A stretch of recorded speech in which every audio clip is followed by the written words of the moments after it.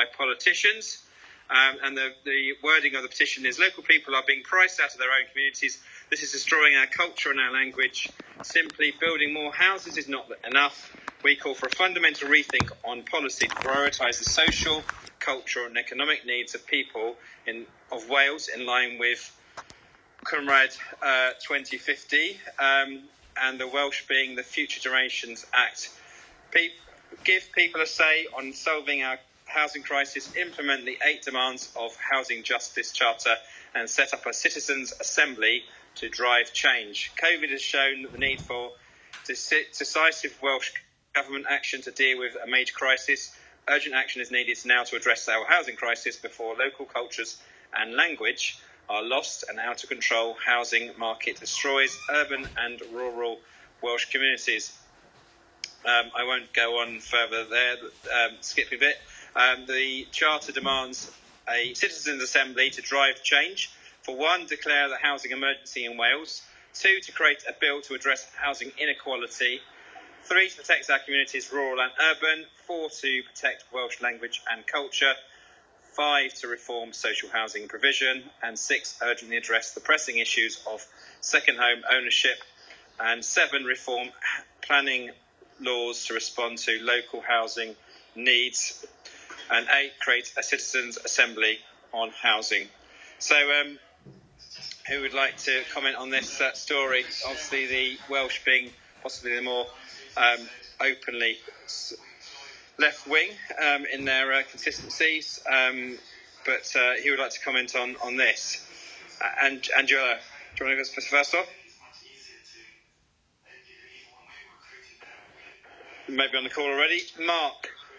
No, I'm not here, but I don't have much to comment as such, because I don't know Wales as well, but yeah, there are pros and cons between keeping traditional and moving on. But no, I don't have much to comment, so maybe somebody else is better at commenting this.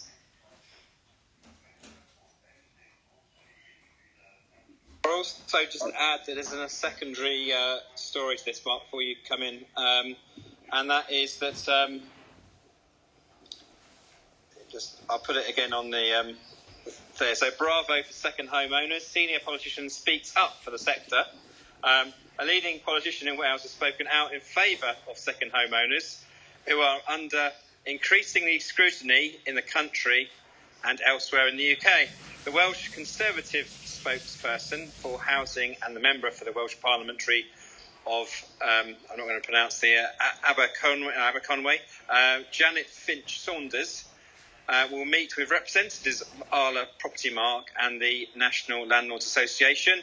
Property Mark previously worked with Finch-Saunders last month when she urged the Welsh Government to review the possibility of developing a dedicated housing tribunal for Wales following increasing regulatory divergence from England. Now she has turned to support her combat the growing scrutiny of second homeowners. Finch-Saunders has been publicly critical of the council tax premiums in Wales for second homes, saying that they were beneficial to the local economy. In Wales, tourism amounts to some 13.3% of the total economy, with some 100,000 people employed in the tourism industry. This accounts for nearly 10% of the Welsh workforce. The article goes on, but obviously the countering is there. We won't be employing quite nearly as many people in our second homes and our SA businesses if they were clearly were residents, and if the fact is that residents are not beefing up the business and free markets are prevailing to say that's what the market's going to be driving it for, because there isn't local economy there in the first place to support an increasing number of residents. So that's really where the balance should sit, open it to the free economy. Isn't that what you're going to say, Mark? Yeah, basically, and they're as usual with these kind of things, it's the politicians blame their own inadequacies on other people. The fact that they have a poor housing record is deflected by the saying, well, the problem is because there's too many second homeowners. Well, that's a load of rubbish, as we all know. And I think it's interesting when you look at the Welsh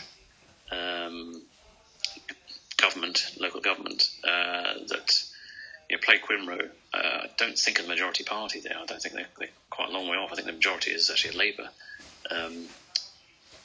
majority there. The Conservatives are quite low in numbers, but I think the biggest party is Labour, and has been for many years, as far as I can recall.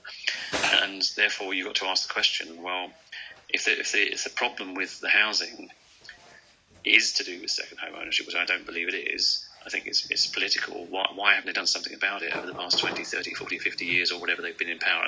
I can't remember there ever being a Welsh Conservative majority. I would say it's generally been Labour. I'm pretty sure of that. I may be wrong, and hopefully there's actually some Welsh people in the audience that can come up and argue the point as well, because that would be great to hear.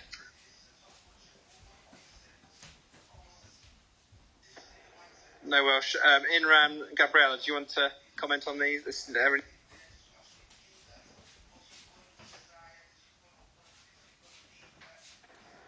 Gabriella, Imran, do you want to comment? No. Cool. I'm going to cut to the next item then, or Gabriella, go on. Looks like you just fell over, Gabriella. Hopefully you're okay. Right, so let's go to the next item of the news, which is following a bit of political stuff that comes in these news items, but Green Party this time. So activists in the Acorn pro-tenant movement have sharply criticised the Green Party, which runs Brighton Council, for allegedly failing to prosecute a significant number of rogue landlords. Social media messages from the local Acorn group include one saying Brighton and Hove Green Party need to keep up their promises and get serious about fixing the renting crisis in our city. Another more detailed message on Facebook says, since we caught out the Greens backtracking on commitments on landlord licensing in September, we met with Green councillors to discuss a date for landlord licensing and ways in which they can improve support for renters.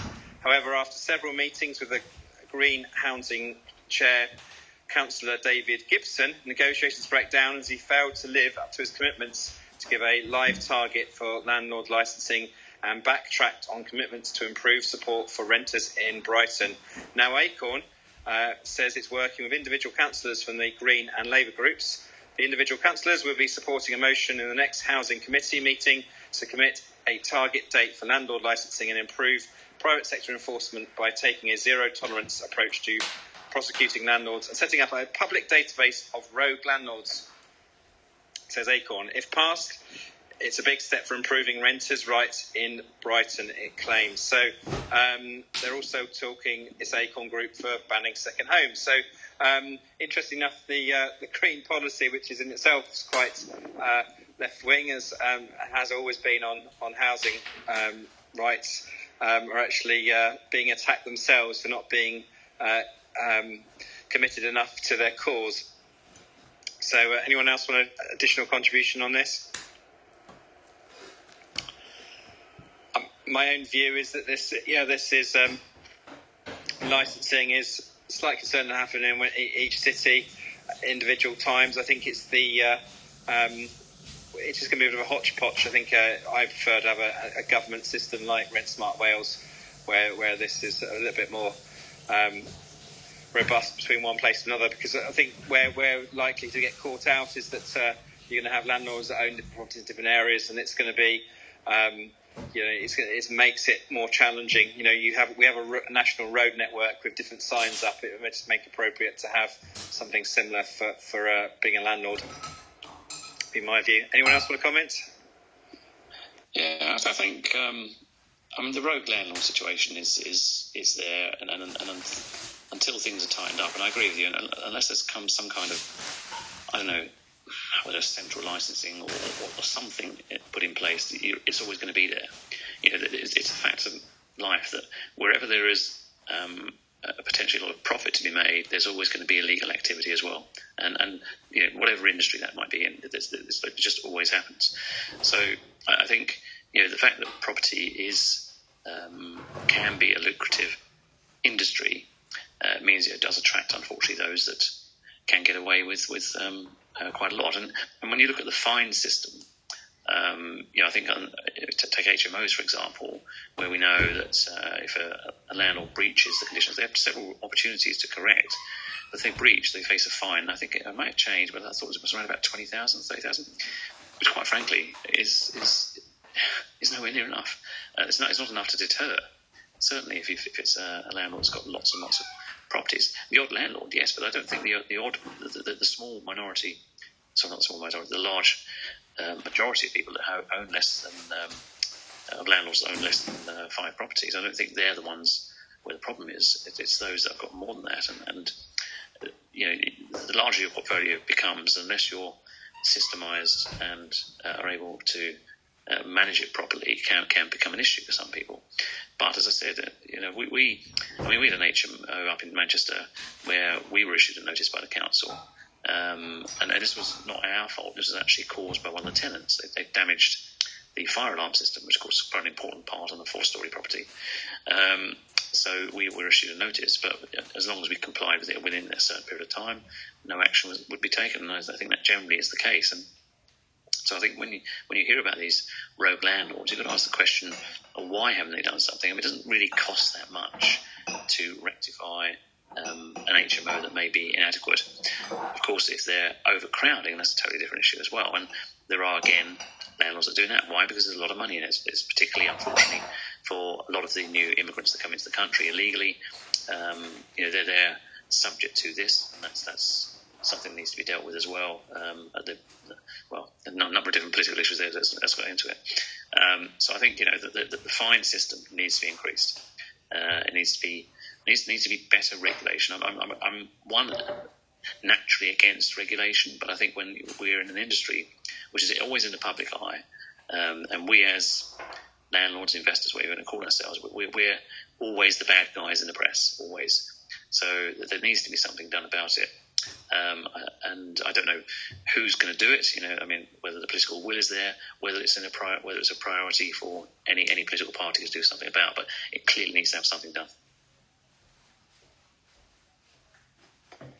Cool. I wasn't sure. My connection kept dropping a few times. So those are the items in the news. So should we jump back to the? Mark, do you want to do? Or Angela, do you want to reset on the topic for today? Not sure if you're still there, Angela. No, Mark, do you want to do a reset on that for everyone to take note? I can, but I'd rather hear only because I'm on a video conference. Okay, that's fine. So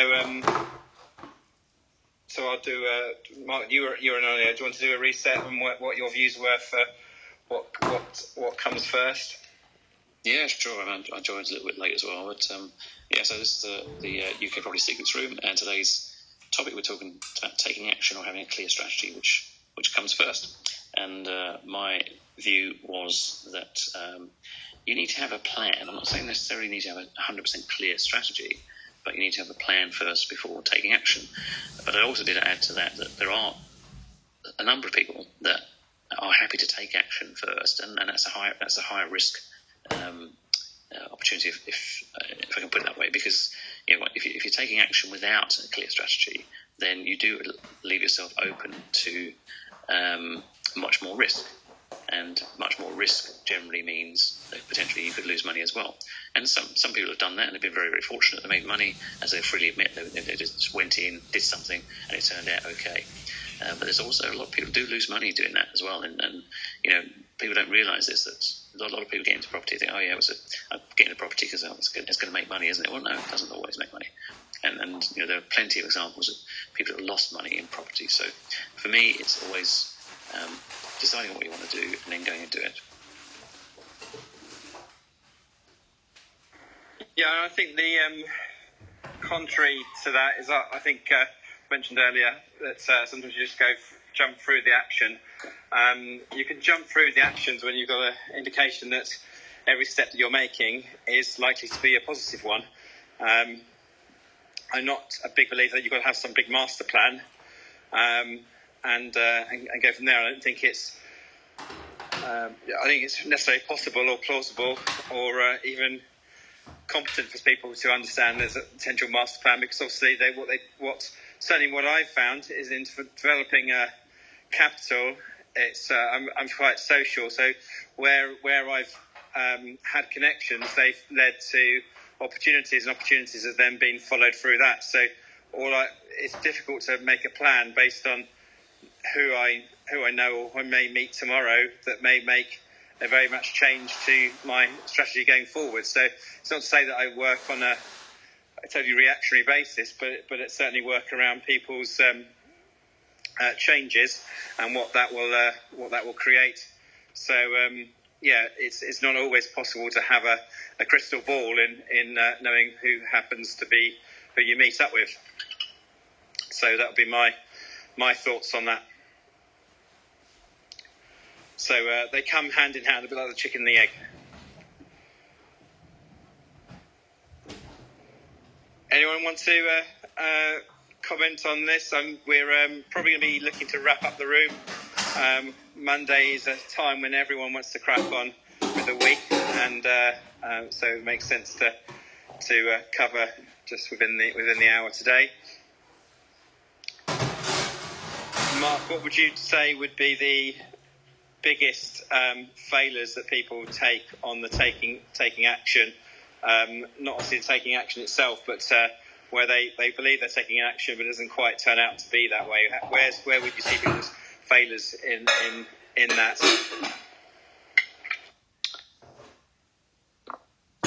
I think it's lack of understanding in a lot of areas. So I was saying a little bit earlier, I get a lot of deals come across my desk for finance, and on the face of them, they look reasonable deals if you're a cash buyer. But a lot of people fail to take into account the actual cost of finance, and they underestimate a lot. And so I think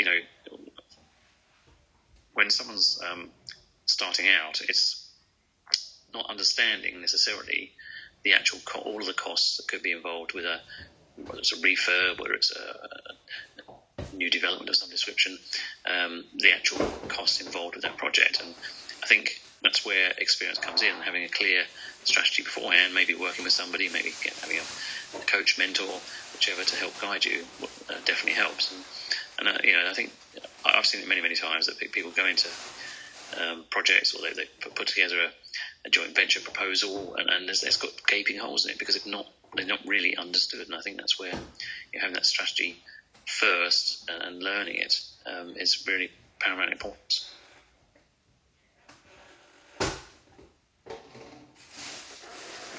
Cool. Okay. So it's now coming up to 9:30. Going to finish off early today. So let's wrap up.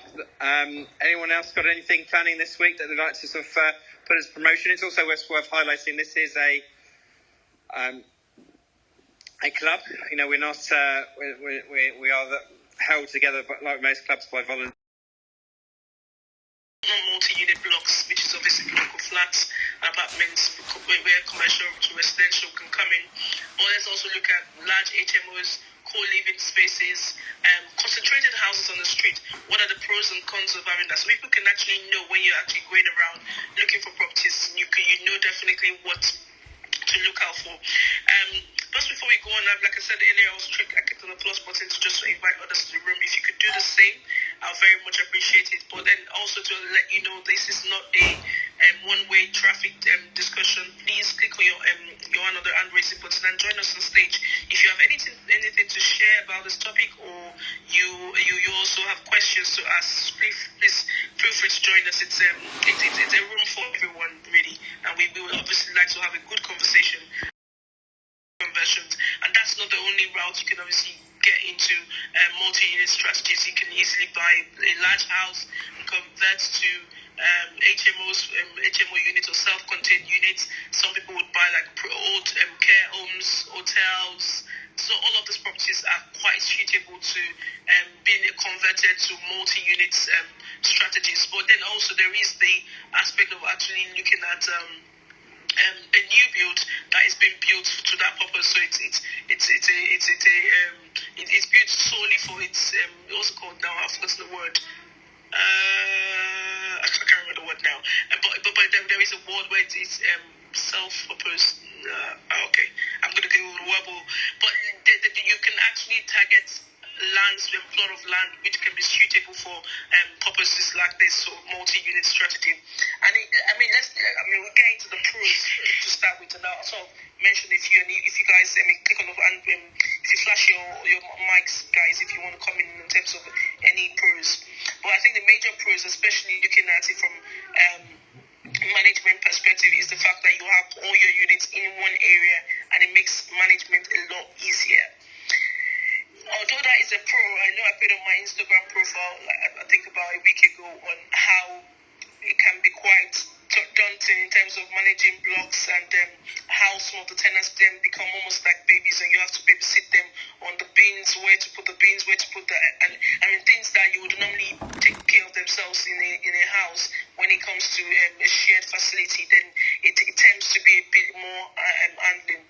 However, over and over, once you get the system in place and you have good tenants, it is easier because it's one lot of management in terms of freehold, the communal areas, so you can manage it, but then you have lots of rent coming in.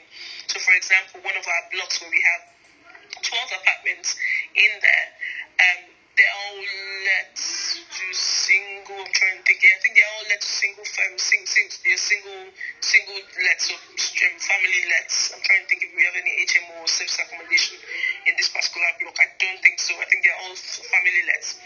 We obviously, when we want to have the windows on the outside cleaned, it's just one lot and it's all done. The gutters cleaned, is all one. The car parks sorted out, is all one. Well, most of the issues that we have, it's all done once and it's all sorted and it's fine. And then obviously when it comes to the options, it's always easy to chop and change. A lot of times, actually, when a flat becomes available, you have one tenant asking to move into the other flat, or they are aware of someone, that a friend or family that would like to live in the same block with them, and they ask if they're able to refer them. And I'm like, oh, of course you can.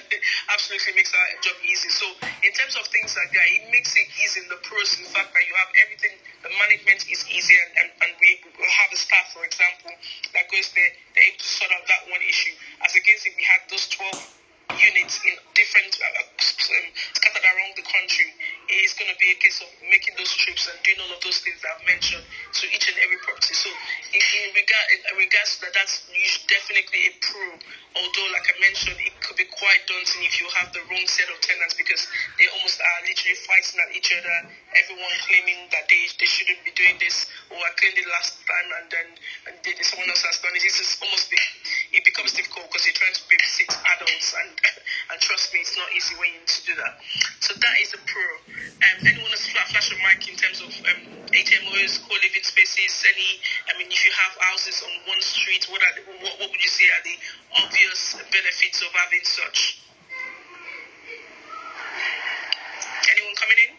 Yeah, I was just going to pick up actually on a slightly different topic. One of the major benefits of certainly buying multiple units is the tax advantages.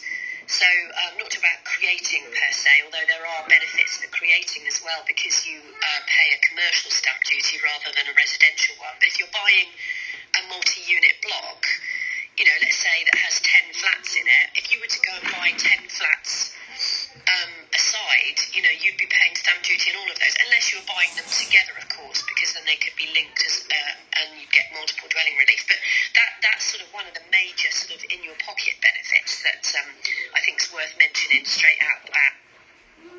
Absolutely, yeah, that is actually a very good one. It's one of the major benefits that people, especially if you've got a lot of bucks to invest in property at one time, that is one of the quickest way and definitely a less expensive way to sort of do it.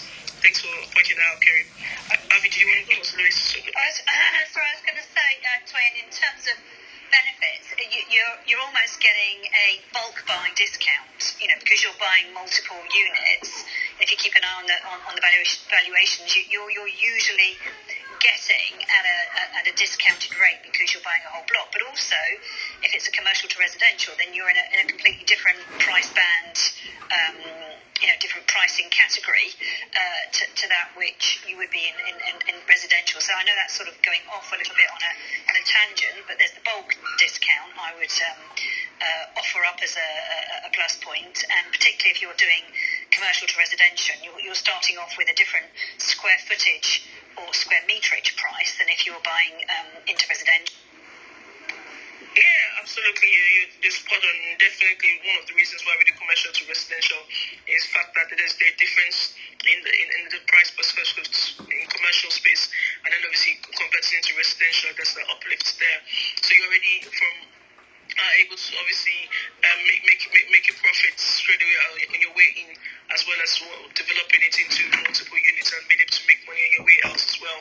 But yeah, you're right in terms of the bulk discounts, especially if you get a entire landlord looking to offset their portfolio, you definitely would get something off as against if you bought those units individually. So if you've got cash, obviously you don't like to wait and buy one at a time. You can obviously do a bulk buy by buying a block of apartments and getting that discount from the price, but also getting the tax relief and tax benefits as well. Sorry, you wanted to come in? Yeah, I was going to add to the tax benefits. If you're developing it and not buying it as a block, depends what the block is. If it is an SA, maybe, but if you're developing it, also the capital allowance claims that you can take out on the building can really sort of make a deal that might have been slightly tight before become a little bit more attractive. So yeah, that's where talking about some of the tax benefits and the pros on that side, that's definitely one that makes it much more interesting. Yeah, you're right, because obviously, like you can obviously claim capital allowance on the commercial units, the single units, and where you're converting into things like service accommodation.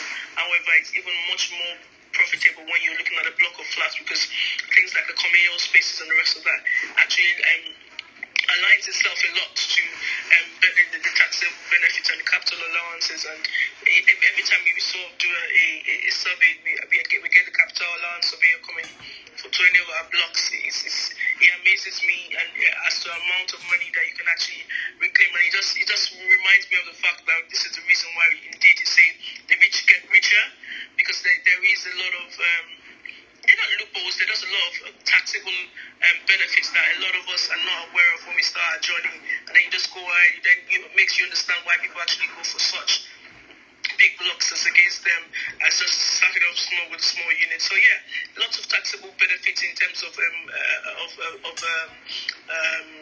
multiple units. But I think another thing I was going to mention would be, especially if you're looking to create it when you're doing the development itself, is actually having a one builder working on all the units at once.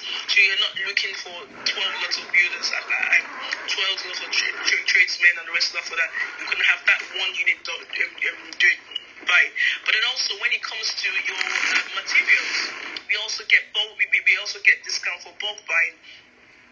Excuse me, for example, if I'm looking to go to a tradesman, to a merchant, and I'm looking to buy 12 boilers, I definitely get a good discount as against when I'm going to buy one at a time. So all of these things just creates, 2% here, 10% there, it all adds up, and before you know it, you're actually getting a sizable discount, and that's why it makes it easier for you to say, actually, I'm going to buy at market price as against buying but looking for a discount and trying to offer below market value, because straight away you know there are lots of discounts that you can make when you actually look to buy bulk buy. So yes, I am all for creating multiple units, and I think it just makes the work easier.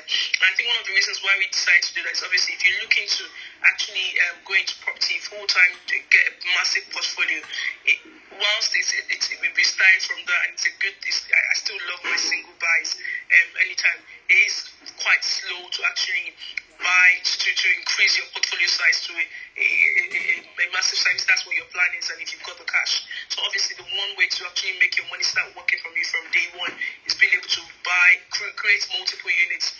Yes, more expensive, capital intensive to buy straight away. Whether you're buying the land or you're buying the commercial unit you're converting, the cost of the build is a lot higher. However, the return is great if your numbers stack up. So obviously, as you would in the normal single unit, you need to ensure that your numbers stack up. Otherwise, you're in a situation where you're buying a unit that doesn't really work. Okay, the cons. I think we mentioned a few of them as we've gone along. In obviously, when it comes, I mean, I'll talk about the less obvious ones. One of the things I've realized, especially when it comes to block of apartments, is if one tenant stops paying and you do not tackle it straight away, what spreads around very quickly, and you have more tenants doing the same thing. In fact, I'm surprised that is the thing, but you'd be surprised how they become. Especially when you have tenants that are kind of close to each other, and they are, because a lot of times would arrange for inspection, you get one tenant say, "Oh, just pick up my keys from flat this," and you can see that they built that bond and that relationship there. And what happens is once one tenant misbehaves and you're not on it straight away, the word spreads around, and straight away you start seeing the similar set of behavior across other tenants. Same thing with we have one tenant put out an old sofa, nobody talks about it. Before you know it, we have about 4 or 5 sofas in there in the car park from the same time. So it's almost like once one behavior is not is encouraged in any way, whether by silence, you find that the tenants they all do the same thing, which obviously we didn't used to have before we started having blocks, because our tenants don't know each other. But now the tenants know each other, they speak to each other. Once one person is disgruntled, it carries across the whole block. So it's almost like you've got to manage that relationship a lot more. There is a lot more management when it comes to relationship with your tenants when it comes to the block, because they speak into each other, and whatever one experience is almost the same thing the other person experiences. So that's one of the major cons for me. It's just like, I can't deal with this. And honestly, I don't deal with it directly, but when I get it from the staff and they complain about certain things, and it's just same thing. I mean, even when a particular tenant has not experienced that same problem, just because the neighbor has said they've done that, everyone is writing emails on the same issue. So it's more of a relationship you've got to build with them. I mean, the same goes when we have a good tenants. They all block it. They tend to be good because again they just try and manage their relationship. So it's almost like there is a pros and cons in that regard. But then another con is obviously the management. Like I said, it's much more involving than you would have in a house, because obviously in a house they would tend to take care of the things, take care of the bins, literally manage a few things. They see it more as they are home. With block of apartments, I find that they don't see, because there are a lot of places that are shared in terms of the communal spaces always, they tend to leave a lot of things to the landlord to take care of. And no, there's no ownership. I mean, there is definitely more wear and tear, because again, there isn't that ownership as to, this is my hallway, I need to be careful that no one scratches it. The front door and all those things, there's more wear and tear and things like as compared to what you have in a house. And I think the same thing would go for definitely more wear and tear, because the same thing will go for like an HMO as well. Some people would tend to take care of their rooms and the rest of that, but when it comes to kitchen, the lounge and the rest of that, no one really cares, because again, there's no ownership as this is my own space. They think it's everyone's space, so no one wants to take responsibility for that. And I don't have a co-living space as where the large co-living space is quote unquote. But I imagine the same thing would be the case where there is less ownership, there's less feeling of responsibility for areas that are not owned per se. I don't know, Avi, Louise, I think we lost Kerry. Have you got any major cons that you can talk about just before we go into the specifics of how to get this done? I would could chip in terms of creating multiple units. I mean, I'm thinking more in terms of buying multiple units or developing into multiple units. You start getting into different sort of planning categories, depending on whether it's HMO or something else. But if you're buying a commercial residential, if you're buying something to develop into multiple units, you start getting into different spheres of SIL, when you have to contribute to some of the local authority setup. I mean, I'm just talking to a developer this week at the Landlord Investor Show, and they were saying, a development hadn't been as profitable as they were expecting, because whilst they felt that they'd anticipated as many of the additional costs as they could, there were still things that they got hit with via the local authority. And so it can get a lot more complex dependent on which which route you're going down, whether you're converting a house into multiple units like an HMO, whether you're buying a commercial property to turn into residential, or whether you're going, creating them from scratch.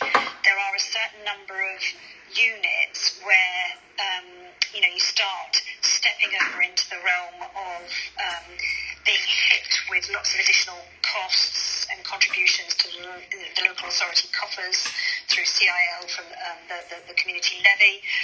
So I don't know whether that's broadening things out too much, Toyin, to that which you were anticipating for this conversation. No, not at all. Those are things that I think is sort of good to mention, because a lot of people look at the fact that it's profitable, and yes, I do not disagree, but like you rightly said about the person you met at the landlord show, is the fact that a lot of times you find that developers have just bought those sites not realizing they would need to pay Section 106 or any sale community infrastructure levy or any other cost. Really, they don't understand that there is that element, and if they've done their numbers based on, I just buy it, this is the cost of finance, this is the cost of GDP, off I go, not realizing that those are that costs are, and depending on how slim, how tight the numbers are, this could have a major impact. So yes, I totally agree that these are costs that needs to be put into into your numbers just before you understand if the property is valuable or not. And that what you've mentioned is actually a good point, because I see a lot of commercial units, for example, now that are being priced a lot more than it should be, purely because there are some, would I say, very I don't want to use the word greedy, but very, very optimistic owners, the sellers that are looking to actually achieve a lot more than they would actually. I mean, the cost, that the profit has been made from the sale in the onset, even without planning permission. Especially when you buy units where you are buying on in anticipation of getting planning for a certain number of units. Just a drop in number of units could literally impact your numbers. So there's a lot of unknown and definitely more complex, like you said, Luis, when you come to start converting commercial units. I mean, it could be less stressful if you are buying it with planning permission already, so you already know what can be converted.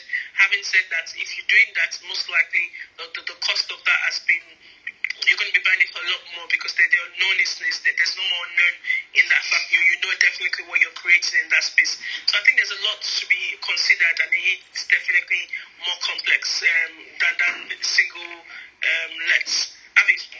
Yeah, exactly. And I just want to add on to both what you were saying there, Toyin and Louise. I think that is definitely one of the things to consider with the cons. It's kind of a con, but you've got to think about the level of skill needed to go into these and the level of risk that comes with it. Anything's a bigger reward definitely comes with a much bigger risk and skill level to go into it. It's very rarely that you're going to get the upside rewards without having the upside effort and the upside risk that goes with that. So I feel that could definitely be a bit of a con. I feel it could be definitely a bit of a con from the shiny penny syndrome, like where people jump in. There's so many moving parts of the bigger stuff that if you get it slightly wrong, if you don't understand or you don't calculate right at the front end, it can be the difference between in some cases like bankruptcy, and getting wiped out from it. I feel everybody should make calculated risk. We should make calculated risk to the level of knowledge, experience, and network that you've got around you. And I find a lot of people dive into it, myself included. I tried buying a development site as my first investment, like to develop 2-3 bedroom properties on there, and I just lost money from it because I didn't understand like the Section 24 agreement. I didn't understand loads of the planning stuff. It was way above my head, and it also made me procrastinate, because what happens is a confused mind does nothing. The reason so many people have got good intentions to get into property or get into business or get into a better relationship, some people have good intentions but don't always execute on them, and one of the reasons behind a lack of execution is when you get overwhelmed and your mind is too confused, you do nothing. So, and I said I'm guilty of this. I put my hand up to a project that was far bigger than I had experience, skill or knowledge to do, and I lost money on it at the start. So I think that can be a con, like the shiny penny syndrome of that can be a massive con, because if you can't navigate it correctly, I lost money on mine, but luckily I lost money and brushed myself down, and I lived live to fight another day, basically. But I've seen a lot of people get into this, get stuck in bridging, and or they get private finance and go into a bigger job, and they don't understand all the elements to it, and it might not be as profitable as they thought. Then they get trapped into a bridging finance, or they've got to repay a private loan. So you've got to be. One of the cons of it is it will take a lot more effort doing the bigger projects. They're rewarding, but it does take a lot more effort. It does come with a lot more risk. So I think you're. Harvey was just saying there. I mean, I worked for training. I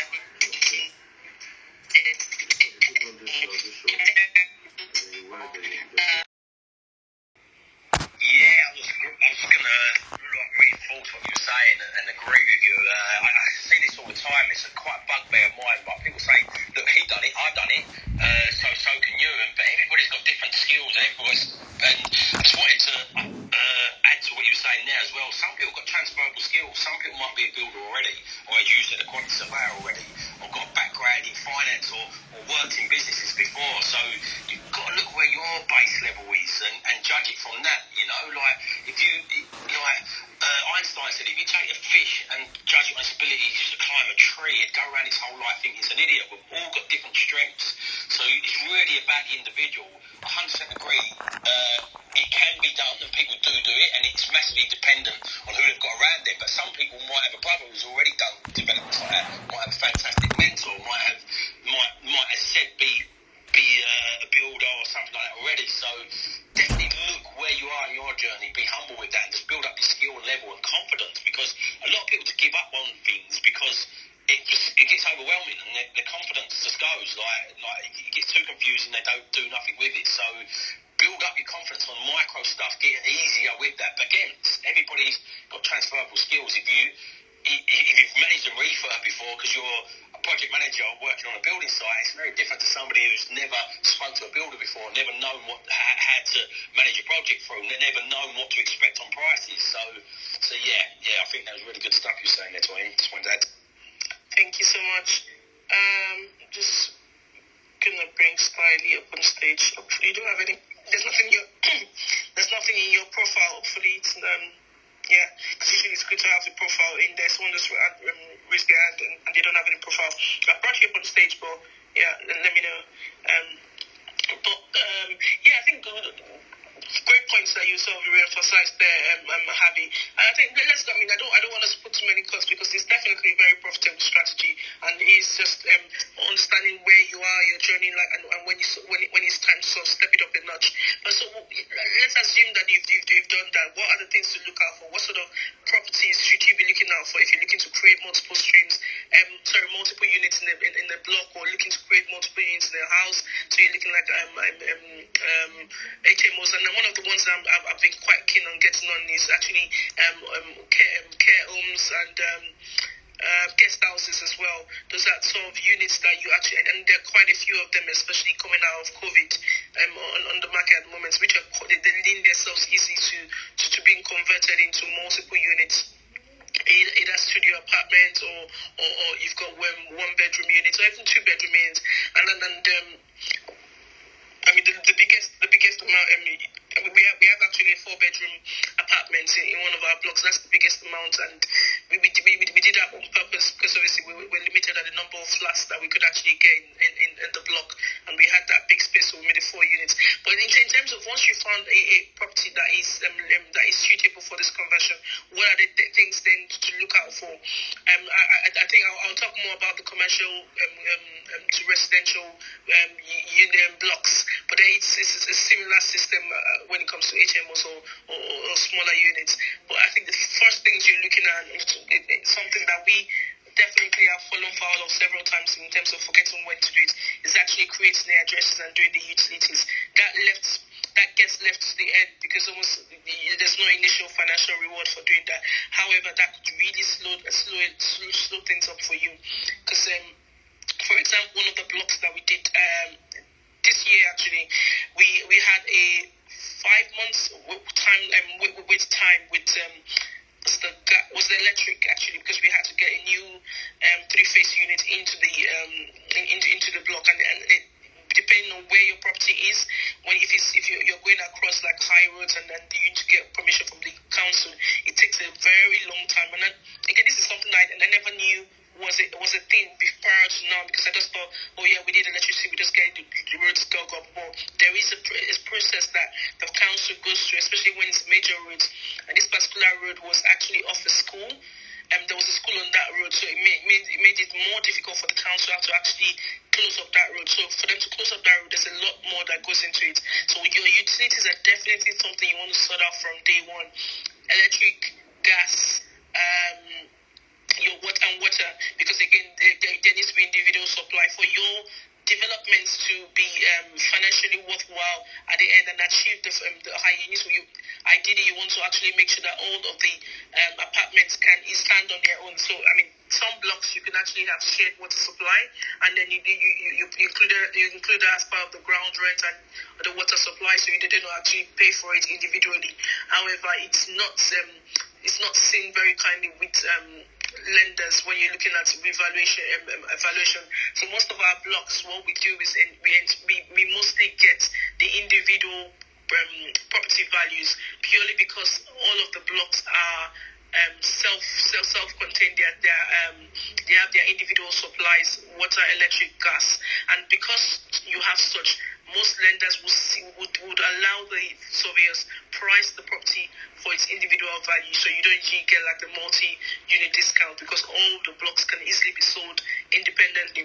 But when the utilities are sort of joined, which is easier for the developer at the time of creating it, and it's obviously cheaper, whilst you are trying to avoid that cost on the onset, when it comes to the on the back end, when you need to sell the properties, it becomes much more tricky, because the properties cannot be sold independently, and the lenders are thinking of the dependability of that property on the next one. So I always sort of recommend, I know it's not going to be done easy to do it in every single property, but I always recommend trying to split up the utilities very at the onset, because it's easier when everything is all been stripped back and you're digging the road, you're doing all of that. You can easily do that easily, and it means that at any point in time during your ownership, or even after you sold on, individual apartments can be sold off easily without having to think of selling off the whole block just because the things are a bit joined up.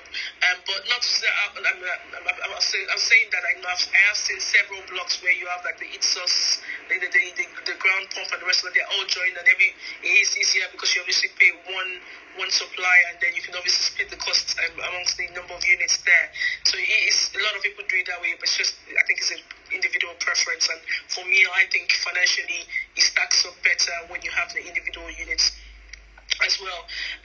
So definitely, I think utilities is one of the first things that I think you should obviously tackle when it comes to that, and then addresses splitting. So I think I'm tackling this specifically because that was the question I just got in my DM about the addresses. When do you split out the addresses and the utilities? Addresses, I've found that doesn't take so long. I think that will be down to the council. The Royal Mail obviously gets involved to let them all know what the new addresses are. But most of the time, I found that doesn't take so long as it were. The only times we've actually had issues is where it's been split. But the councils tend to find it takes a while for them to come up on their own rate or their own system to actually issue new council tax and the rest of that. But I think it's down to the council that because we've had different councils and some are quicker than the others. But once they have got the notification that it's been done, they easily would accept your emails as proof of it's been split. And it just takes a while for it to obviously start coming up in different all the different systems. But I don't find that as a delay. I think it's more of the utilities that has been the issue when you're sort of looking at splitting the units. Sorry, Louise, you go. Yeah, I was going to say, that's a very good point. Even if it's not multiple units, utilities can be a real problem. I've got nothing but challenges with the utilities at the minute. And it's one of those things that can end up being in the critical path, because I've got an old property, and it's got an old gas meter right in the middle of the prime development space that I'm wanting to create. So, I'm having to go through a process of getting, and they're all different parts. You have to coordinate. So British Gas to remove the meter. Then there's a different company, and each area has different companies, but mine is Cadent, who do the rerouting of all of the gas pipe work. You can't get your normal gas safe engineers to do that because I don't know whether it's that they're not qualified, but their insurance doesn't cover them for doing that kind of stuff. So you've then got to go to this more or less monopoly to get the piping changed. And each of these companies has 6-week lead time. So 6 weeks to get the gas meter removed, then 6 weeks to get the piping done. And then there's all sorts of stuff like if you're changing, for example, the way that you're heating things. I mean, and that's going to get even more complex as we move into more green and environmentally friendly ways of keeping our homes and multiple units warm. But if you're swapping from one system to another, it really requires thinking through. So thinking through a gas central heating system with an old-fashioned tank in the loft. If you're going to combi boilers, you've got to make sure that the water pressure is sufficient to support a combi boiler or whatever it is that you're going. So there's a lot more thinking through, I think, that's going to need to happen in the future, not only to make sure that utilities don't become the stumbling block when you're trying to sort things for multiple units, but also moving forward with new ways of heating and providing power supplies to homes. I think is going to become more complex as we move through a period of technological developments, because at the moment I think some of the environmentally friendly options like the heat pumps and things like that aren't necessarily working. So I think it's going to be much more of a moving feast, and I think it's going to become more complex when you're trying to do that for multiple units. Absolutely, and you're right in the fact that you've got to make sure your properties are green. I mean, already even for older style properties, the government is actually requiring certain things to change. So it's something that you need to obviously put into perspective and put into your costings now, especially for multiple units, because obviously if that change comes, it means you need to change it for all the units in there, so it's not just one property you're looking at. So which is one of the reasons why I say that you definitely need to apply that now. I mean, things like looking at electric boilers. I mean, whilst that was frowned about against previously because of the high cost of electric bills, is something that more and more people are actually incorporating. And we definitely incorporated that in our blocks purely because yes, it's the way to go. Now it's like you said, it's a fast moving space, and from when we had the very first electric boiler to what's available now, it's really changed. There's a lot more product out, and I imagine as we get closer to the deadline the government has given for all boilers, gas boilers being phased out, there will be much more innovative boilers out there. And obviously I'm also hoping the electrical costs will come down, because obviously there is that cost of more expense when in terms of your bills as against the gas boiler. So things like that needs to obviously be looked at very carefully. But one of the things to point out in terms of your gas piping, I mean, this is something that we did on one of our developments. We're advised by, I think someone from Cadence actually, what they said was to you ask for your new supply wherever you want it to be, and then just discontinue the use on the old supply you've got. If after, I think, I'm not sure, 6 months or a year, I'm not sure exact timeline, that supply is not being used, then they will come and cap it off themselves for free. However, when we were looking to cut that off, because again, like you said, it was right in the space where we're looking to create, we the amount they costed just to come and cut it off was super expensive. Obviously, this is not just the supply. This is not just the gas supply. This is the feed coming into the house itself. It was super expensive. So that's why I said, discontinue the use, because what they charge you one price to take it out and another charge to bring it in. And the cost of taking it out was thousands of pounds. Not needed at all. So I just said, don't take it out. Leave it in. I boxed it in, closed it up, put it in a new supply where we wanted it, and after a while, they not been used for a while. This isn't required or whatever, they follow the same process. And once you let them know, they come to take it off because they cannot have a live feed in for past a particular period. So again, that's obviously things that you will come across as you go along to sort of think, okay, how else can we sort of make sure this is then more affordable? Same thing with like having 3-phase units. Most UK Power Network they don't like to use overhead feeds anymore. They like to go underneath and break through the road. However, if you can defend it, because I had to write a long email and go back and defend it, that the cost, the development could not afford the cost that we're being given. This was tens of thousands of pounds to actually dig up the road and the rest of that.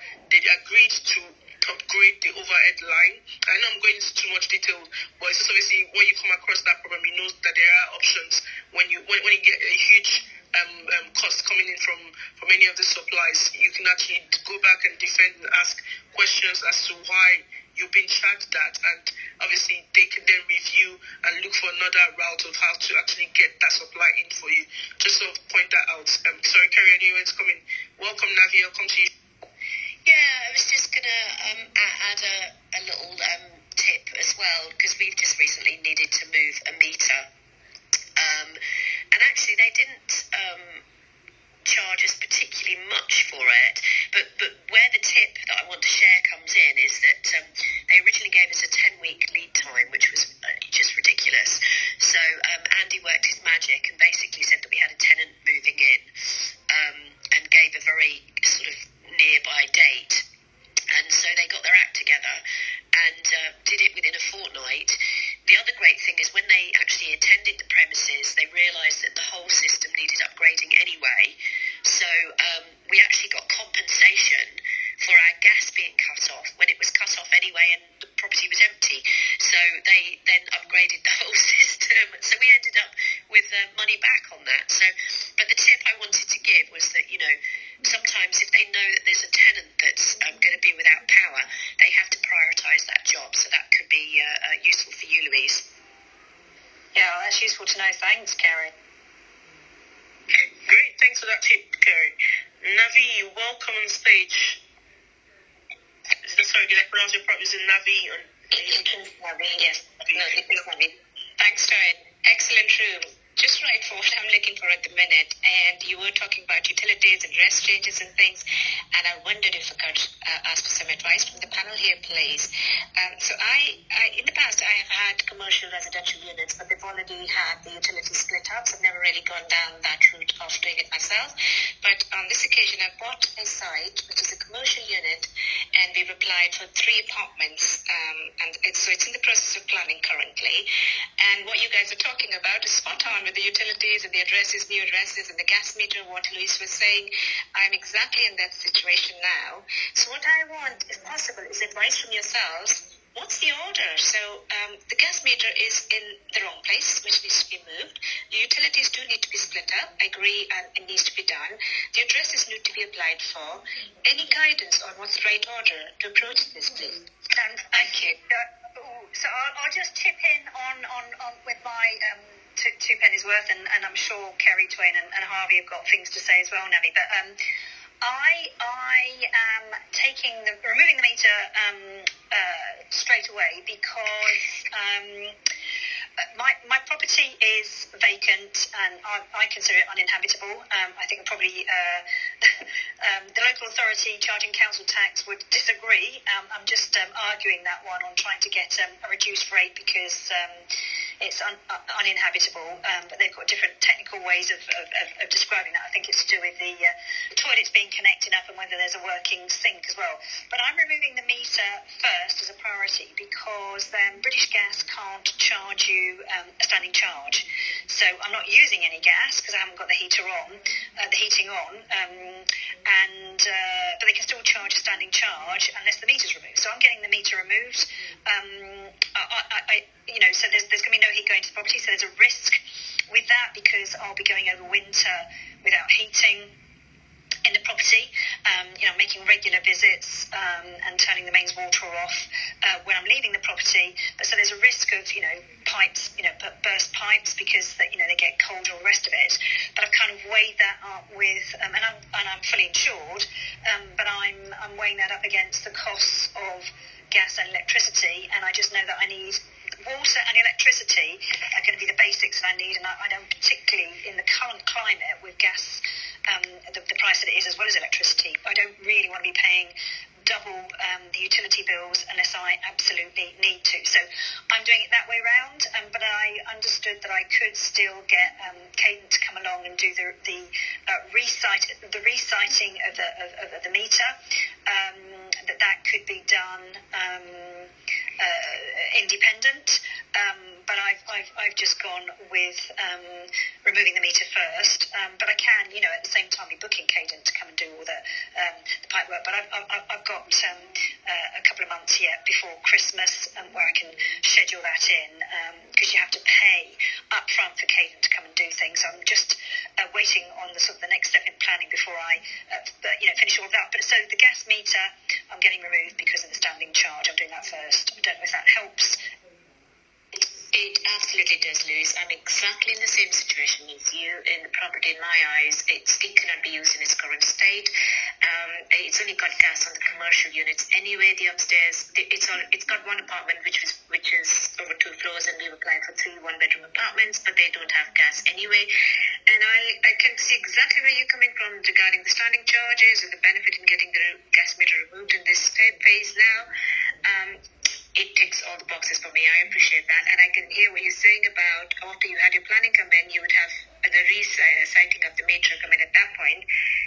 That's probably what's going to be best for me as well. So yes, thank you for that. Yeah, I'll substitute in. Yeah, I think especially with the commercial units and then the residential, really, you just want to, first thing you want to do is probably strip it all out. Especially when most of it is not going to be used. Once you strip it out, then you're able to sort of claim.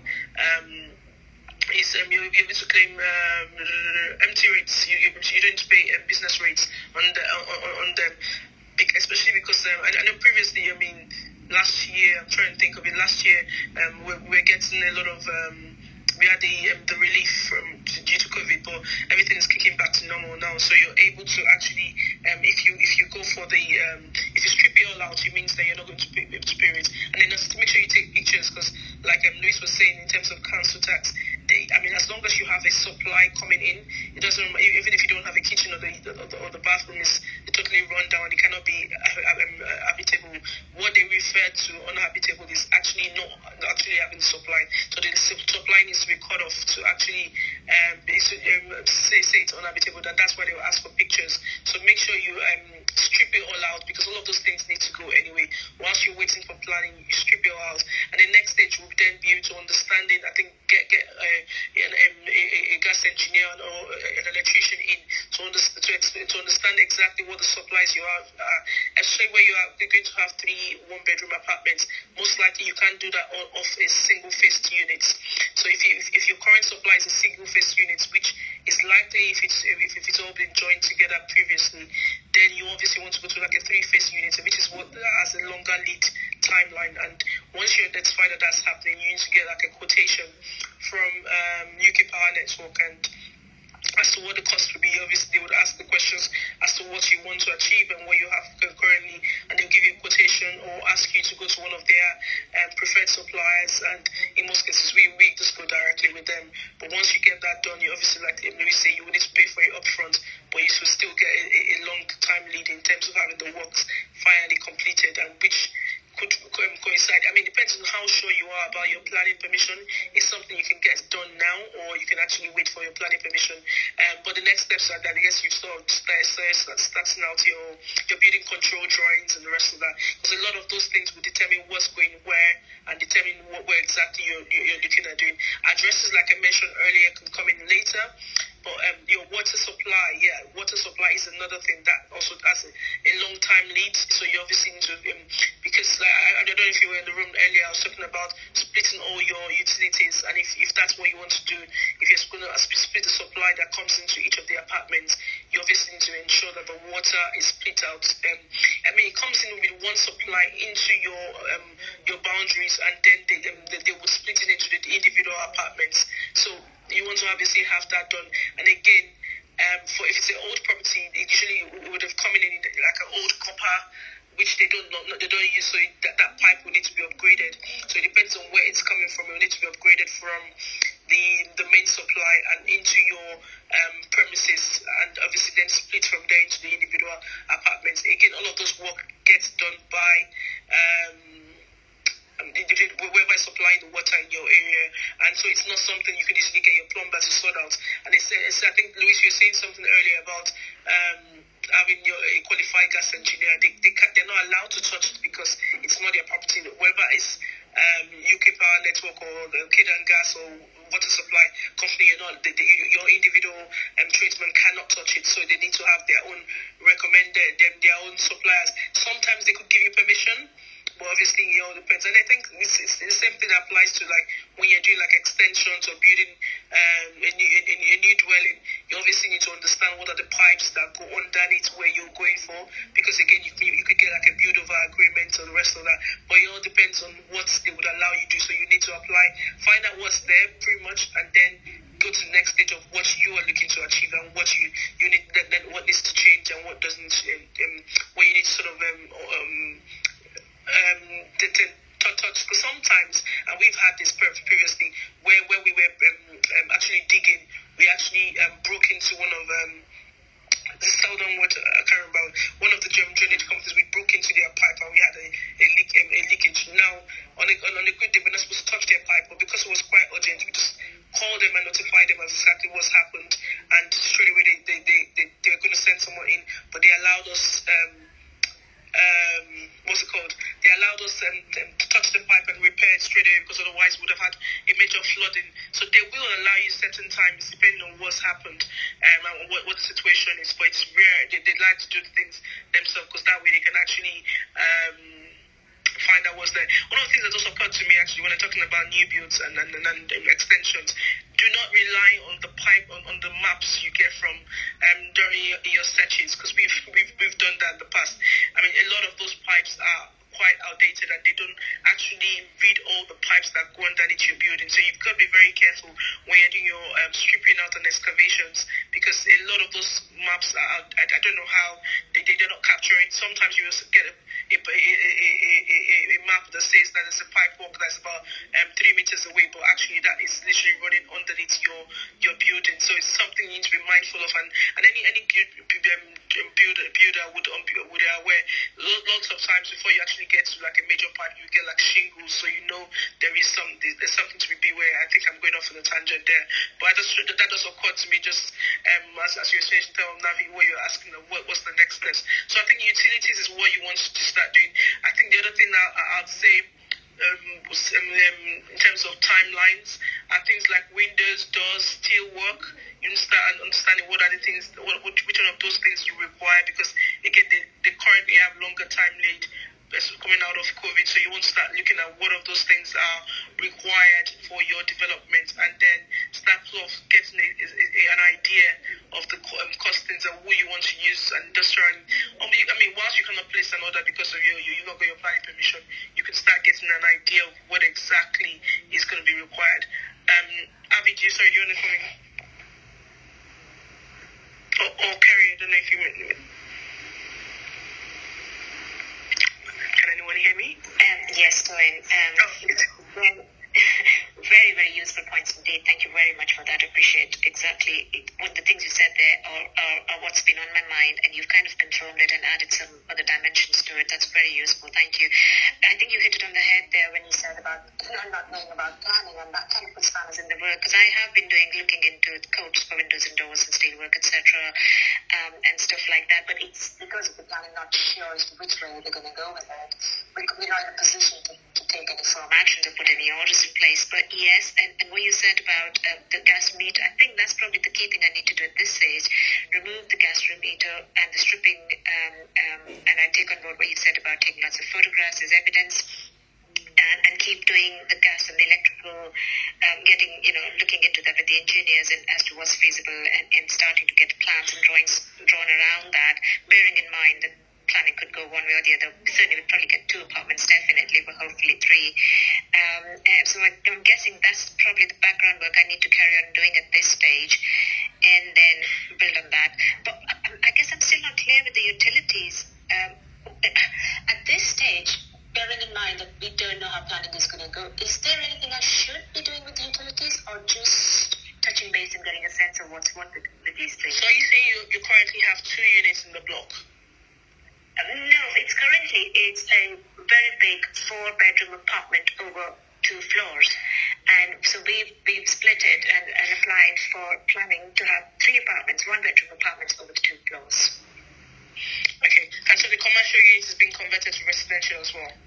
Part of the commercial at the back is being converted to residential, yes. So is that being done under permitted development and the new rights? No, because of the window layouts and things like that, it just didn't make sense. We needed stairs, external stairs on the back and a dormer, big large dormer to be put as well. So for all those reasons, the full planning application seemed to be the best way forward. Okay. Obviously, I mean, I don't know the individual situation in terms, and I'm not a planning officer but what I found is sometimes best to sort of get what you can get under the permitted development. I mean, this is just a sideline because obviously you've put your full planning in, but for the benefit of anyone else in the audience. So what we sometimes do is we do get what we can get under the permitted development. So like the commercial commercial units, you could easily have applied for it to be converted to residential units. Now, some of, like you said, you need to remove the windows, remove the doors, remove the staircase. Some external alterations will be allowed to allow your planning permission accepted, and then once that is achieved, you can then go for full planning to change things around if you need to do a lot more external alterations than you'll be allowed under your permitted development. What that does is that the established use, there's been an established acceptance and approval as to getting that commercial unit converted to residential, especially if you're in a tight unit where certain things would not be allowed or there's been no precedence in the area. But because the permitted development allows certain things to be done, you get that done, and then obviously you can change things around later on. So that's just obviously for a benefit of anyone thinking about converting a commercial space into residential. Having said, sorry, Navi. No, I agree with you, Toyin. Permitted development is the easier route, and I do deal with that a lot.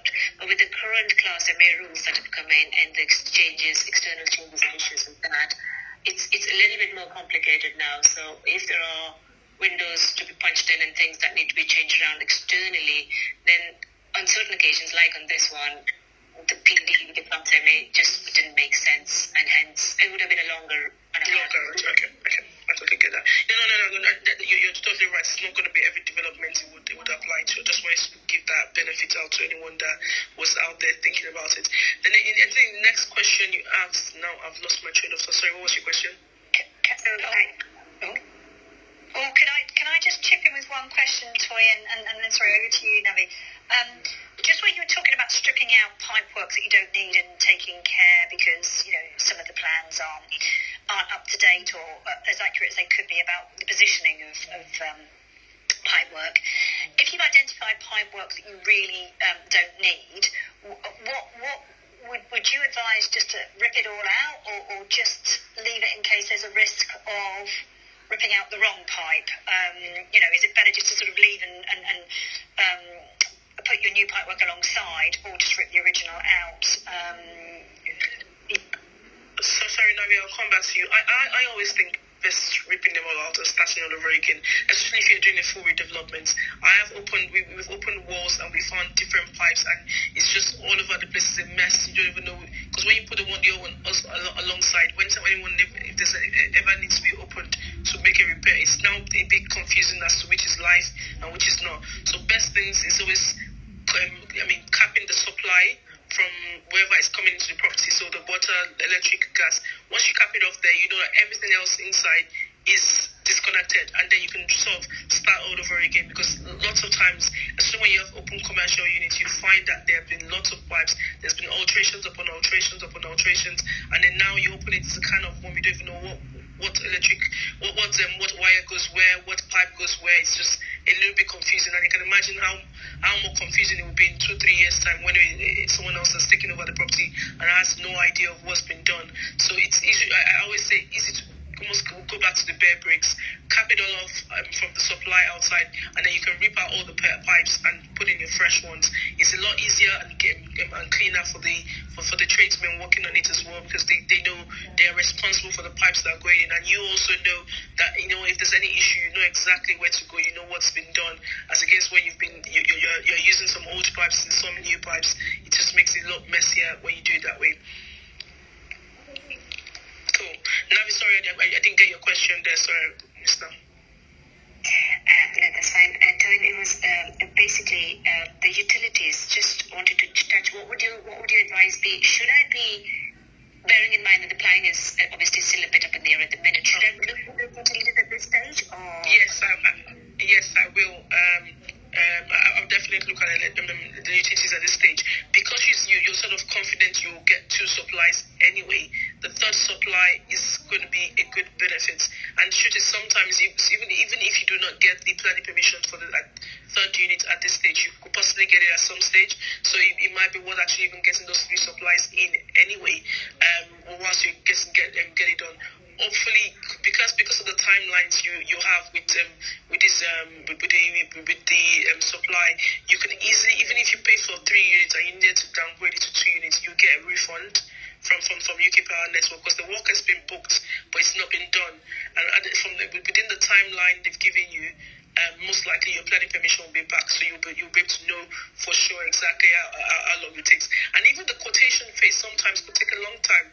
It could take a long time for them to actually come back to you, actually come get a survey done, look at what's required. I think, and Toby will correct me if it's wrong, I think even for the quotation elements, they sometimes would come out, and if they come out, if they need to come out, they will obviously book that work done. So I would definitely find out if you need a 3-phase unit for your electrics, and find out, and this is from sounds of it, you need an extra supply for the gas anyway, so because you say you want to have it moved to a different location. So those works I would definitely get that quoted out for and possibly paid for, depending on how risk averse you are and how much money you sort of you want to sort of play with. But those are things that would take your time, because again, like things like the water supply, gas, electric, depending on where it's going, from when you get your planning permission and you want to start works, some of those pipes need to be embedded and run through floorboards and run through the walls. So if you do not know what exactly it is you're doing at the timelines, it could easily delay you actually covering the walls and closing walls out. So, which is one of the reasons why you want to actually know exactly where all points. And sometimes, you might want the pipe work to come in at a certain point, and they disagree and tell you they don't want you, they can't allow it coming at that point. They need to have it coming at the back. So all of those conversations would impact what exactly it is you do, which is why you want to get into those conversations very early on within your. So in terms of the supplies are gas, water, electric. Those are the 3 things you need to worry about. Gas, like I mentioned earlier, depending on how expensive it is, we've had some developments. I think our very first commercial development, which was actually for free, because it was in an area where there was some regeneration being done, and they didn't charge us for that. But a lot of times it's more expensive. I think electric is usually more expensive than the gas in terms of getting new supplies in. But so gas, electric, water. The only one that is a maybe is probably the gas, because you could do without the gas and have electric boilers. But electric you definitely need, and water you need. Toyin, that's excellent advice. Thank you so much. And what you said there about even if there's an issue with the planning on the third one, at later stage we might still get it, and getting that done, or getting the code and getting it looked at now. That's absolutely brilliant. Thank you, everyone. Thank you so much. Great, you're welcome. Thank you so much. I think we've overrun. Any other last minute things that we've not talked about? Avi, Kerry, Luis, Nabi, is there anything else that we've thought of missed? I know we've mentioned quite a few bits and elements to look at in terms of capital allowance, tax benefits, management, I think upskilling your I was going to say, I think it's been quite a wide-reaching conversation and discussion. I think we've covered quite a bit, Toy, and I think there's been plenty of insights packed into that discussion. Absolutely, I think so as well. Thank you very much. I think Kerry's internet is, I don't know if you just sent that message to Kerry or she's just coming in about your internet being down, but I imagine it's your internet that's going off and out. But yeah, thank you very much for a lovely conversation today.